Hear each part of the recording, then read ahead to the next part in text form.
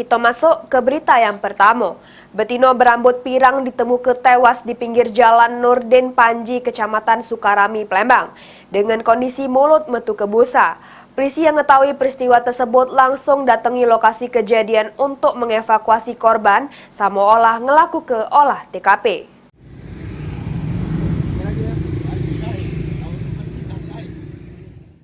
Betino berambut pirang ditemukan tewas di pinggir jalan Nurdin Panji, Kecamatan Sukarami, Palembang, dengan kondisi mulut metu ke busa. Polisi yang mengetahui peristiwa tersebut langsung datang lokasi kejadian untuk melakukan evakuasi sama olah tempat kejadian perkara. Dari informasi yang didapat, betino tersebut bernama Herlina, 28 tahun, warga perumahan Alvin Permai, Talang Jambe, Palembang. Begawe jadi terapis di salah satu klinik kecantikan yang berada di KM 14 Sukajadi, Banyuasin. Menurut keterangan pemilik tempat korban begawe, Wike Yulianita, ngungkap ke kalau dirinya baru mengetahui kalau korban tewas sesudah pihak polisi datangi tempat korban begawe.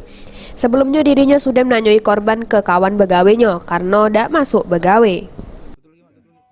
Nah, pagi tadi tiba-tiba pas saya lagi absen mereka jam setengah 12, mana Lina?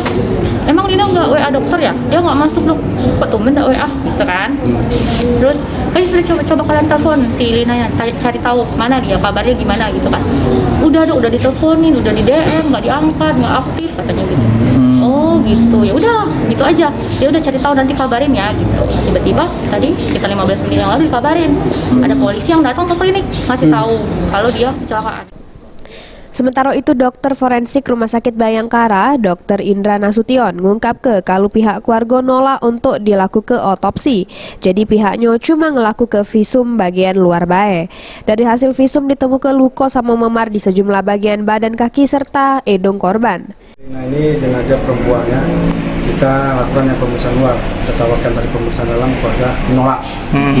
Ya, jadi kalau pada pemeriksaan memang kita jumpai luka memar itu yang luas pada bagian kepala, kemudian pada bagian mukanya juga, kemungkinan besar juga itu patah tulang tenggorok kepala, pecah. Karena apa dugaan? Ya pasti kekerasan. Tumpul ya dok ya. Heru Wahyudi, PAL TV.